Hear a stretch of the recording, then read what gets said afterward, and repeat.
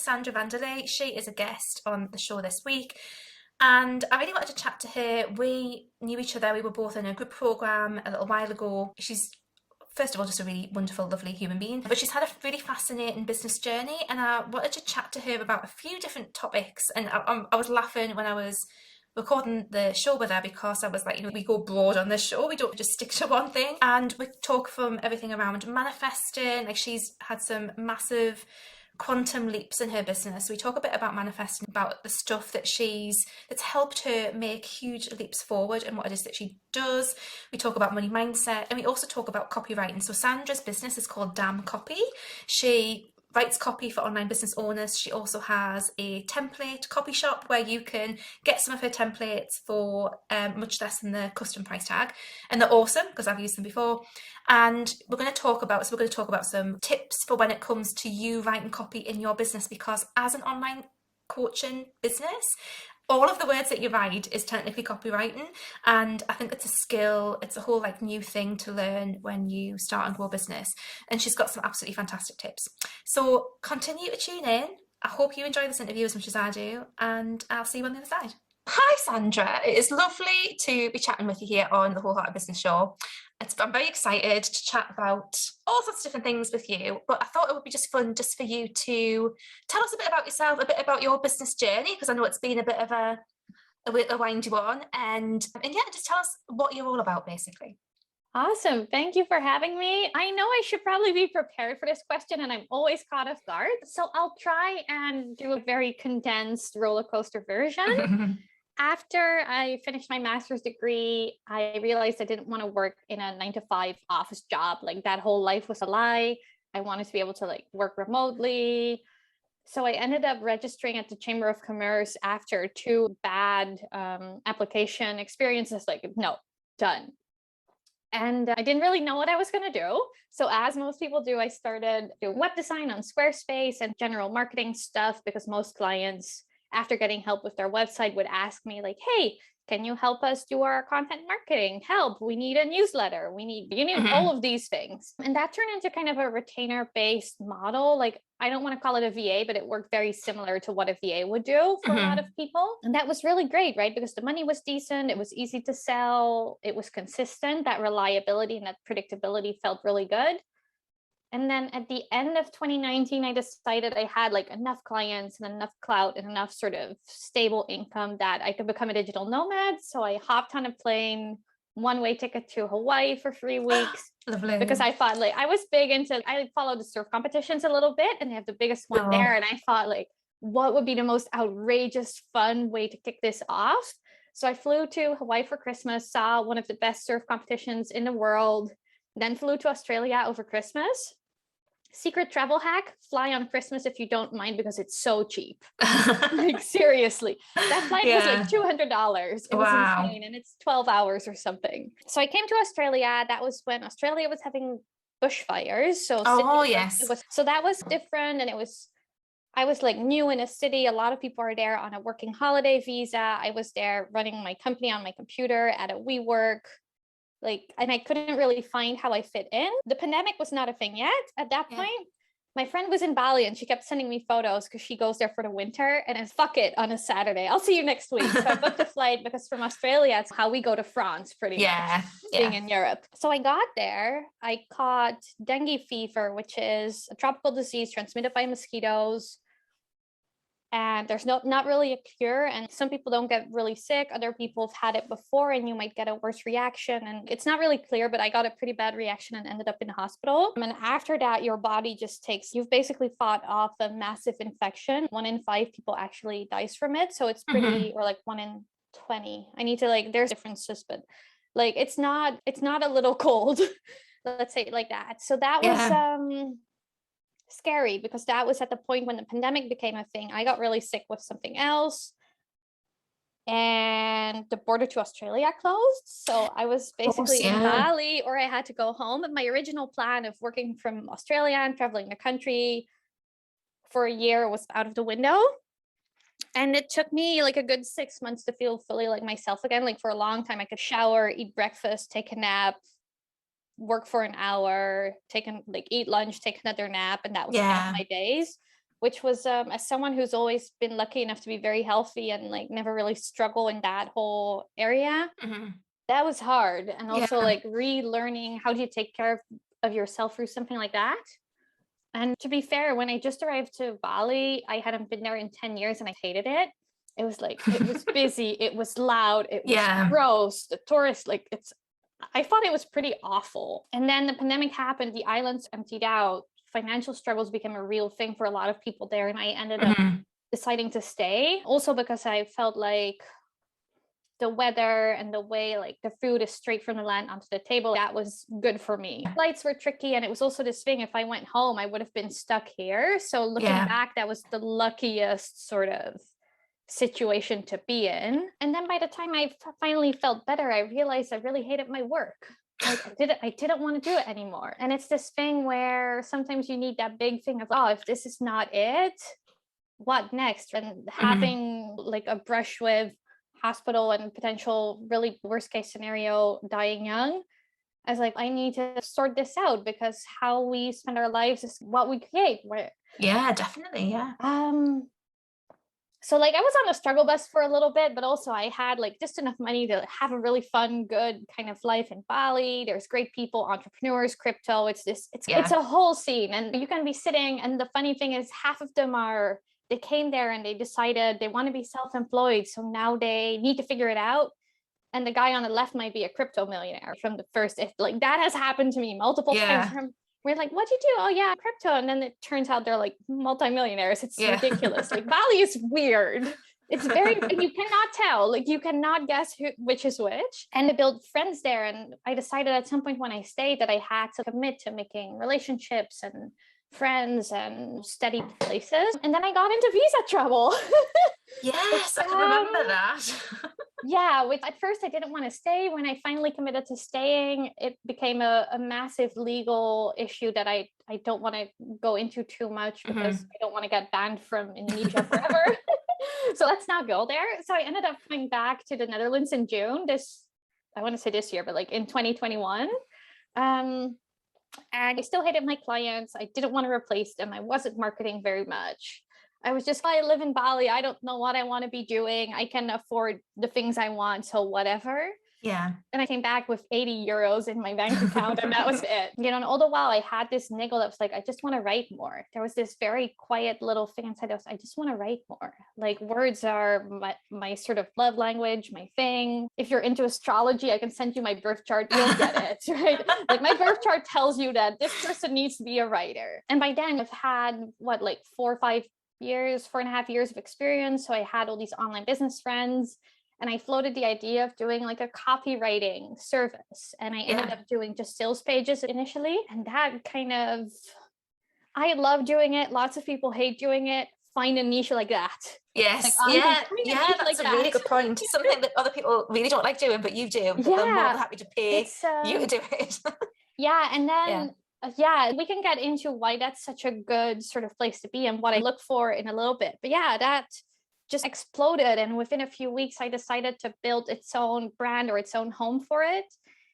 And it's been a roller coaster. In 8 months, I had my very first 10,000 euro revenue month last year in November. And 5 months before that, I came home with 80 euros in my account and no clue. I was literally considering finding a summer job in a restaurant or at the beach, or looking for an actual proper grown-up job. That was a point where if I can't make this work, I have two options. I need to make this kind of revenue so I can pay myself a salary and an income and with my business, or I need to find a job.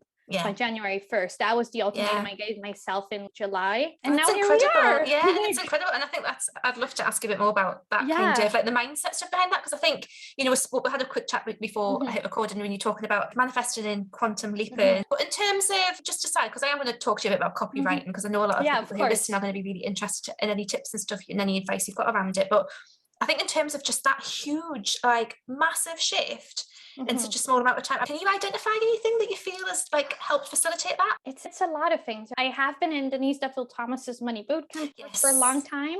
I feel like that is steady, continual, gradual improvement and learning. And that's the thing in Bali. You're around people that are very broke. You're around people that are very rich. there's bad and good everywhere. So you can see that part and see what like triggers you, or what kind of, that's really where is there interesting. stuff that you need to learn? Because it's also this thing where I'll circle back to your question, but I've realized now that I feel uncomfortable being successful. Like I've noticed so much discomfort. I've gotten so used to struggling, the starving artist, the struggling entrepreneur, the lean startup. That is such a big sort of archetype or thing that lives inside of your life and inside of your brain, that I'm like, wait a second, can I just hire this out? I can, right? That feels, wait, I just spent like, I don't want to admit how expensive it was. I bought like a designer jumpsuit before I even knew that I was going to go abroad again soon. Yeah. And it was like 40% off, and it was still a ridiculously expensive garment. And I was like, am I now a person that like pays herself profit and buys an expensive jumpsuit because she wants to? Is that now a thing? So it's Denise Duffield Thomas has like very basic stuff. Start with her books because they're super affordable place. Everything's in there. And then I've been following Amanda Francis's work for a while, and for a long time, her Instagram really, I felt like really personally insulted by her, like sitting in her bathtub with all her cash and her own like real $100 bills. And I just thought it was ridiculous. And now like she's really growing on me, and it's so interesting to see that the prejudice is there as well, because she does things with money and she spends it on things that I wouldn't want. Like I have no desire to walk in high heels, and I have no desire to get Botox or fillers, or the Hollywood Hills home is not necessarily something I'm after. But like seeing how she decides that something's going to happen is so helpful. And I think that one of the big lessons is that looking back now, you can see, yes, I knew all along. That's something that Amanda Francis says, I knew all along this was going to work. But in the moments of doubt, it's really that thing of, the way Amanda Francis says it, it's not faith until it looks like it's not going to happen and you still believe. So if you ask for the thing by Sunday and it's not there on Monday morning, you still believe. And I've really had points where I didn't see how it was going to happen, and I had no clue that it would unfold in the way that it has, but I believed in that result. So my personal goal was that I needed 4,200 euros in revenue to pay myself the salary and cover my business costs. And I said to myself, this is where I need to be by January 1st on the average of like the last sort of 3 months. Otherwise, I'm finding a job. And then it becomes this thing of it's no matter what, and you're doing the things that are uncomfortable, but you're also holding that belief that it's all like working out, and you don't know how it's going to all fit together yet. I'm not a consistent person. Like ADHD kind of habits are like consistency. That doesn't mean much to me, but like I find journaling and tarot helpful. I find like Amanda Francis has some, I have most of her paid programs by now, and I still watch her free YouTube videos. That's my tool. So start with the sort of free stuff and see what resonates, or get the book. Amanda Francis also has a really good book, and it's doing little bits of the work. And then 6 months later, you look up and you go, is this that's is this real? Is this happening? I just raised the prices as well in them copy, and I started a template shop, and that's also a few months old. And just seeing where my revenue for this year, just in work I've done, work I've already booked in now compared to last year, I'm at 40% of last year's income already. And I still need to do most of the work, but it's already booked, signed, half of it's paid for, and it's just it's awesome. Do you feel that was something, because I know you had your business look different a little while ago, and now obviously you've gone all in on damn copy and stuff, and we're talking a bit about how you've just shut down the old business and stuff. Was the stuff that you had to work through in terms of letting stuff go as well that kind of has helped you arrive at the place where you're at now? In psychology, they talk around sunk cost fallacy, which is this thing where once you've invested a lot, you want it to work, so you're likely to invest more.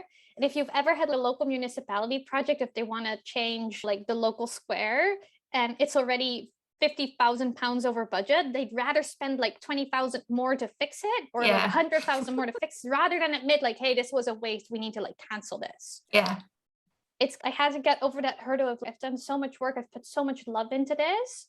Like Freedom by Design, which is the brand I've shut down, I love the name, I love what it stands for. I believe very much in the underlying idea below it. And I'm retiring all the courses, so they'll be gone by the time people hear and see this. I was putting together the tech so that people could still get it with a huge discount now. They could still get the programs in there, they get lifetime access, all of that. And I was like, but this is really good.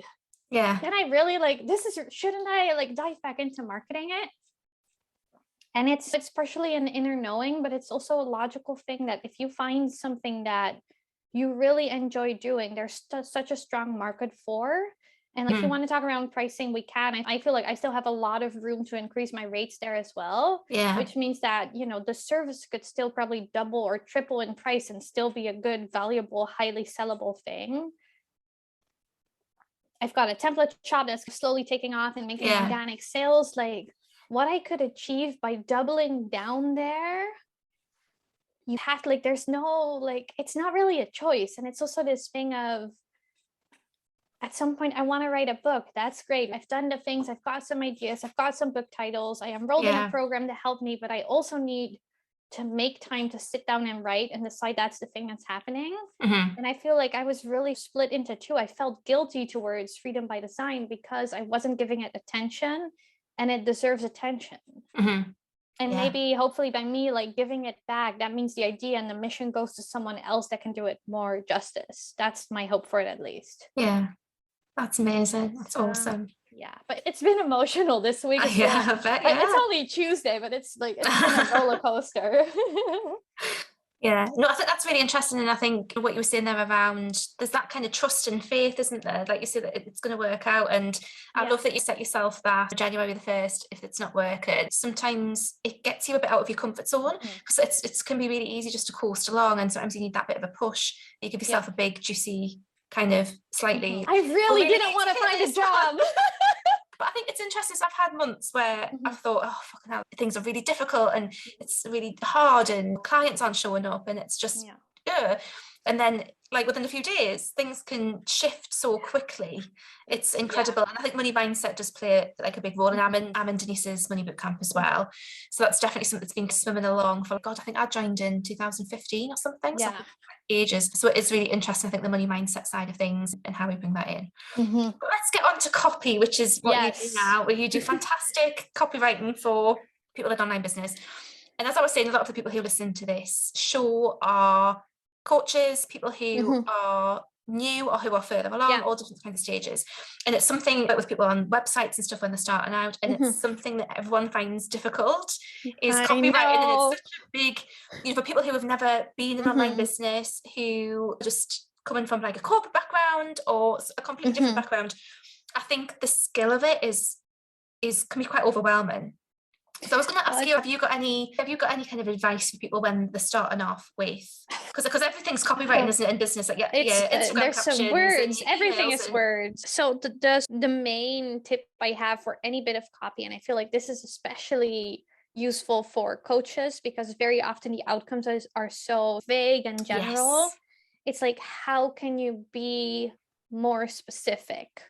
And that is this thing where, especially when you start out, a lot of programs will talk about you need an ideal client avatar and how old is she and what magazines does she read. And I, like, as a copywriter, I don't give a shit about that. I don't care what magazine you read. I care about like the feelings and the experiences you have around the problem that I can help you solve. So it's this thing where, and I get that at the beginning you want to stay general as a life coach. I think that's fine. But then even if you do 2 or 3 really specific examples from either clients, or you can make them up. Like in my templates, I make up examples. And one of the examples I have is around like, you coach people that are suffering from like irritable bowel syndrome. And I just like randomly picked some because I was like, I need a non-B2B example. Like, give me a coaching example. So I made something up. And it's this thing where, you know, a struggle you may have is this person, they're not really present in their life and they can't really enjoy because they feel bad. But the struggle isn't you feel bad and everything's kind of subpar. It's more like you worry that you can't spend proper time with your kid because you can't sleep at night because your bowels are a mess. And that's the problem you're solving. It's this thing where they don't enjoy dating because they're worried if someone takes them to lunch or to dinner that the food is going to mess them up and ruin like a hot dinner date. That is the problem you're fixing. So it's this thing where try to think about your person in a terms of what are they worried about? What do they really want? What does this make possible for them? And not in I'll help you feel better. I'm like, yeah, that's great, but a bottle of wine also makes me feel better. That's not a great idea. How's the coaching actually going to make you feel better than a bottle of wine? Yeah, I think that's a bit, because that was one of the things I was going to ask actually, was I think coaching is, because the outcomes can be a bit woolly. Yeah. And again, I think it's quite interesting in the fact that most of the people who I work with are coaches who are B2C, so who are business to consumer, not business to business. And I think that gets even more, people aren't used to coach speak, like all the fluffy words. I really struggle because I think looking for a coach, because I feel like from where my business has been, I could have really used a coach that would help me accommodate this whole quantum leaping and this sort of panicky feeling about things going well. And I haven't really been able to find anyone because I feel like a lot of them are very woolly, and because it's like a lot of them feel like they're afraid to go there. And by go there, I mean afraid to like dig into that sort of deeper, darker, what are you really experiencing? Yeah. If I had found a coach that would have said, everything is going wonderful and you should feel just excitement and success and happiness, but you're secretly terrified that imposter syndrome, someone's going to find you out and tomorrow everything's fucked again. Yeah. That's the coach I would have hired. Yes. But no one is brave enough to go there. Yeah. So I feel like that is for coaching, I think the biggest thing, like be more specific and really, and I don't believe in like finding a pain point and nitpicking, like picking it apart. Like you have two choices, you work with me or you'll be like a miserable failure, right? Like that's very marketing, bro. Like, I don't want to go there, but it's also this thing. I want to know that you understand what I'm feeling and experiencing. Yeah. And by talking about you feel dissatisfied, I'm like, no, I don't feel dissatisfied. I feel terrified. Yeah. That's what I'm really feeling. Yeah. So go there and be go more there. I think part of that is actually the confidence of the coach to actually really own what it is that they do. True. Yeah, that's and really just be unapologetic about that and just say it, which I think is quite interesting. Well, it's this thing. If you're really clear on your results and it's like this really clean energy, and I've been trying to approach it, and this is, I know, I think Amanda Francis says there's someone else who, like, this comes from someone else. Sarah Dan, I think she has "You're fucking welcome." Oh, yeah, she does. I have none of her programs, but like that is the feeling. Like you need to get behind your offer, and that's like I recently said. I wrote this down for someone. I was like, a sales page is basically a love letter, right? As a copywriter, my sales page is, to me, I'm writing a love letter to your offer and your dream client. Yeah. And then the thing is, if you cannot get behind what you do, why would anyone buy it from you? Yeah. Yeah. And it's also this thing, like once, like boom, that's it. That's the interview. Yeah. And the funny thing is that once you start like showing up in that way and delivering your way, like I'll read back copy I've written and I'll be like, holy shit, this is so good. Did I write this? This is so good. Like I had a friend recently message me, I want to raise the price now that I've read it. And I was like, dude, how can I hire you? Because I was writing and I kept looking at your offers and I was like, I want to work with this person. Like you have to get behind it. That's interesting because I think like that could be a good reason to hire a copywriter, because sometimes I think you bring so much, like you bring so much emotion and so much baggage with you into your offers and stuff as a coach, and like you see with the self-doubt, the lack of confidence, all that kind of jazz. And I think there's part of us that thinks it'd be quite interesting just to give it to someone else and say, this is what I do, like make me sound confident about it. Because you can do that from that place of detachment from where the person who's the coach might be feeling. You know. And I spend like conscious time getting excited about people's offer, even if like it's not necessarily for me. So today I'm actually writing for, you'll know who this is. I'm writing for a brand that has courses around like kink and BDSM. Yes. I spent a few hours like reading the blog before I finally started writing, because like I'm not in that world. Yeah. I've written for the mompreneur thing. I'm single as fuck at the moment for now, manifesting that one. And like the thing is, you need to get into the brains of not just the person running it, but also the person who really need this and who they created it for. Yeah, I think and maybe that's another good advice. So I usually write like a short bio for people on the sales page based on their intake. And I always ask like, why did you create this offer? And I get responses that almost move me to tears, because so often we put so much love into our offers and we have such a good reason. And we forget all about that when we have to tell people, you get a few sessions and they're 90 minutes and it's all great. And I'm like, no, that's not why you created this thing. So I think going there is not just about the client, but also about yourself, about being really honest. And there's all sorts of scary bits around that. Yeah. I love it. I think when you said that about it being a love letter, I think that's such a wonderful way to think of it. It really is. And actually, even just asking yourself the why question, which I think is something we don't do very often, like, why do I have this offer? Because it's not going to be just because you want to make money. There's going to be some other reason. I've never heard anyone say this. Oh yeah, people are going to pay me and that's it. No one says that. Yeah. Yeah. And getting that underlying passion through, because again, I think the layers of self-doubt and imposter syndrome and worry about what people think, I think they cloud all of that. But yeah, I think that's such a good tip in terms of helping people write better copy whenever they're sitting down to do stuff. And it's advice for the offer design as well, because this might be the case for only very few, but I also think that it's sometimes the offer design is wrong when it's not working. Like I literally had a friend and she's like, hey, she shared in a mastermind, she shared her sales page for something. And I looked at it and she asked for feedback and I felt horrible, but I like ripped it to shreds. And I felt, and that's not how she experienced it, but I felt like I completely ripped it apart. And the kind of conclusion I came to was like, babe, what does this offer really need to be? Because the price point doesn't make any sense compared to the value. Everything that's in there is screaming like a $2,000 signature program. You want to squish it into 6 weeks and make it a few £100.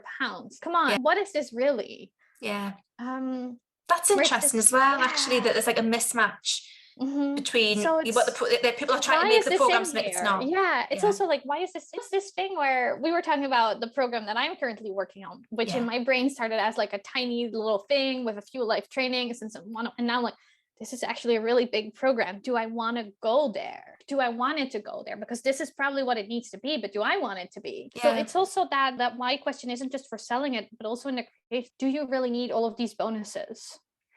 Yeah. Does it really need 6 sessions? Like personally, from my perspective, like looking to hire out and get some help, if you can get me to the results in 2 hours, that's worth more than if you get me to the result in 20 hours. Just ask why for everything. Like why truly. And if you don't have a good answer, scratch it, like skip it. Yeah. Yeah, and I think there's a thinking outside the box, because again, we look at, I think it's very easy to look at what other coaches and other entrepreneurs are doing and then feel that, oh, that's the way that it needs to be, or this is this kind of thing. And I think if you let yourself like get out of that box a bit and actually just allow it to be what it needs to be. Yeah, and it's about what works for you. So I mainly write sales pages, and then I add on sales emails, and I write them in a single day, and that it started going in the VIP day direction, and I didn't want it to be, because for me, the benefit for the client isn't that I write it in a single day. I don't talk to the clients on today is a writing day. I don't talk to my client.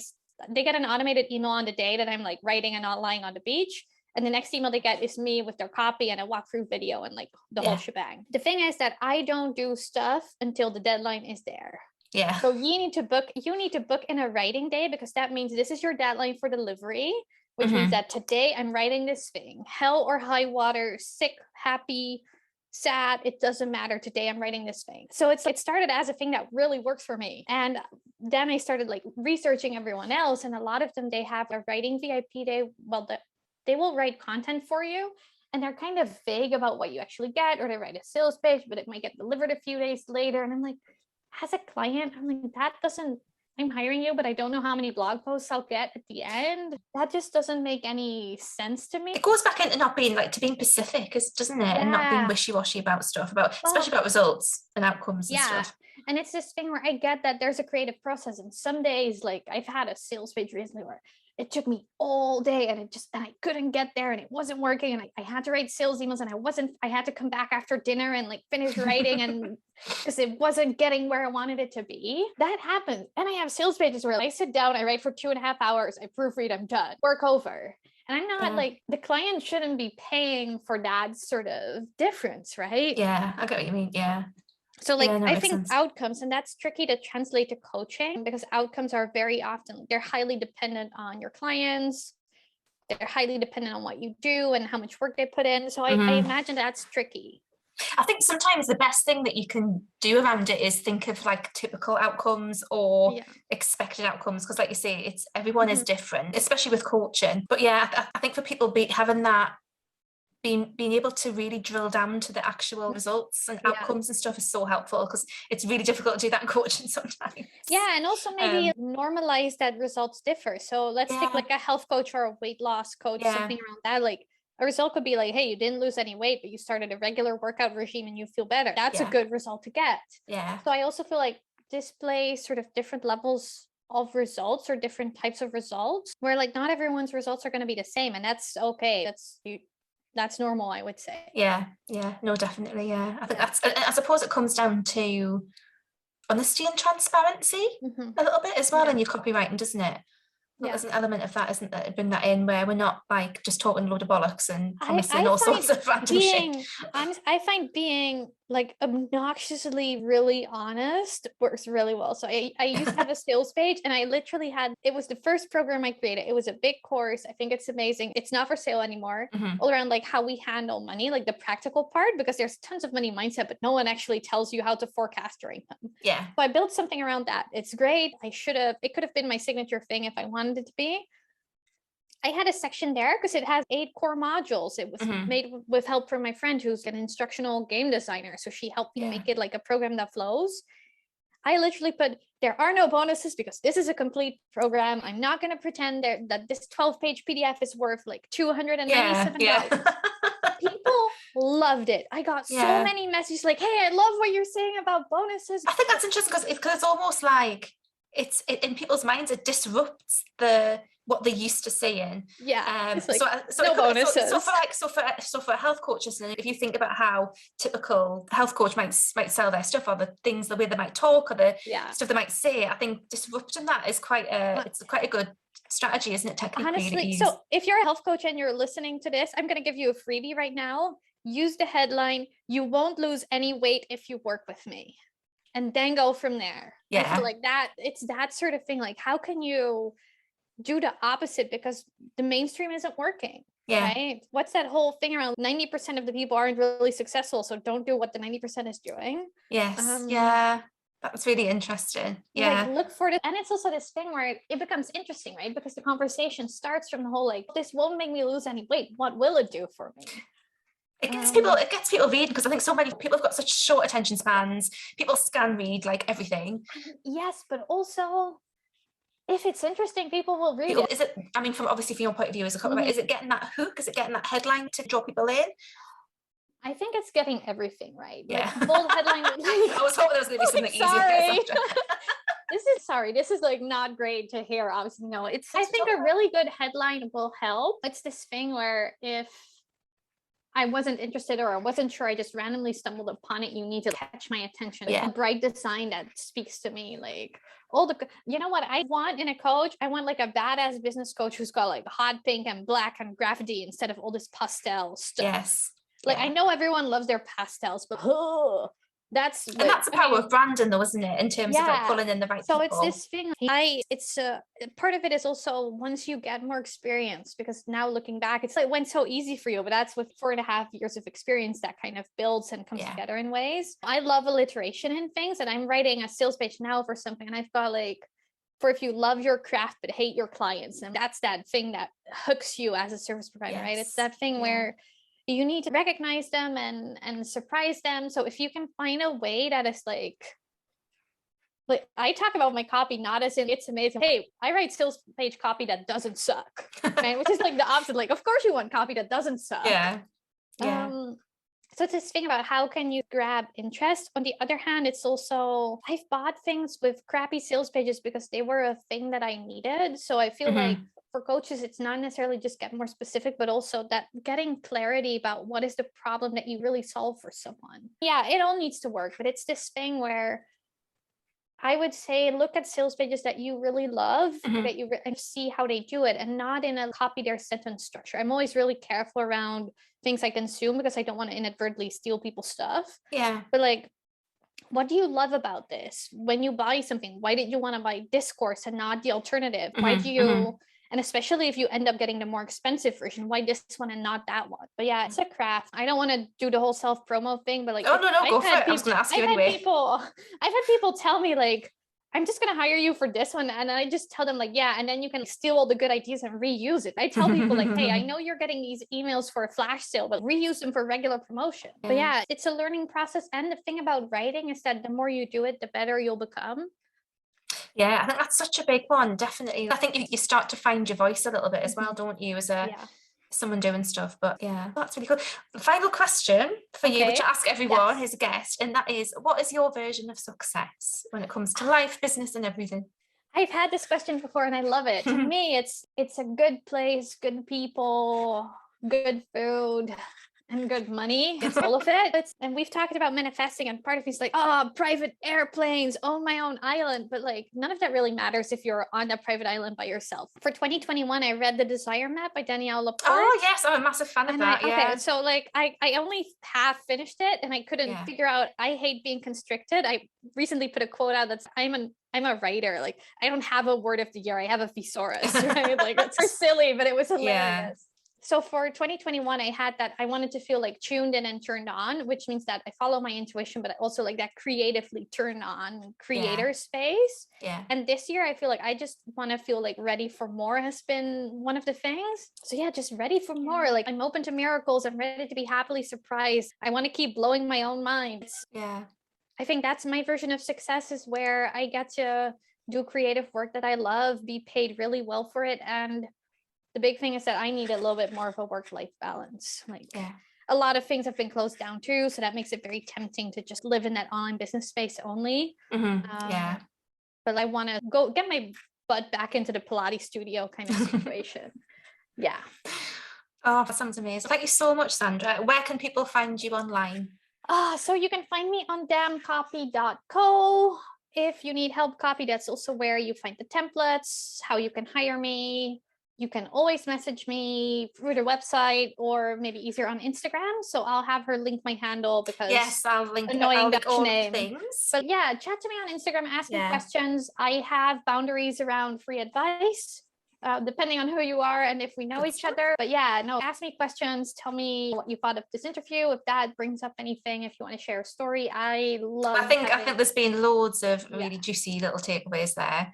And just to say, Sandra's templates are fantastic. I've got cheeky today, because I know it is like a whole thing, starting to get your head around what the fuck do you write an email to someone? Oh my God. And all that kind of stuff. It's a whole thing. I've been like thinking of what other templates I want to create. So Sandra has a fantastic discount code for her templates. So check out the description bar, check out the blog post, etc. You guys know where things are down there somewhere. And you'll find all the details. But thank you so much, Sandra. That has been awesome. It's been lovely to chat and catch up. And thank you for sharing all of your wisdom on everything from manifesting, quantum leaping to copywriting. We've really got broad in this. We're like all over. This show, go everywhere. Thank you so much. Thank you.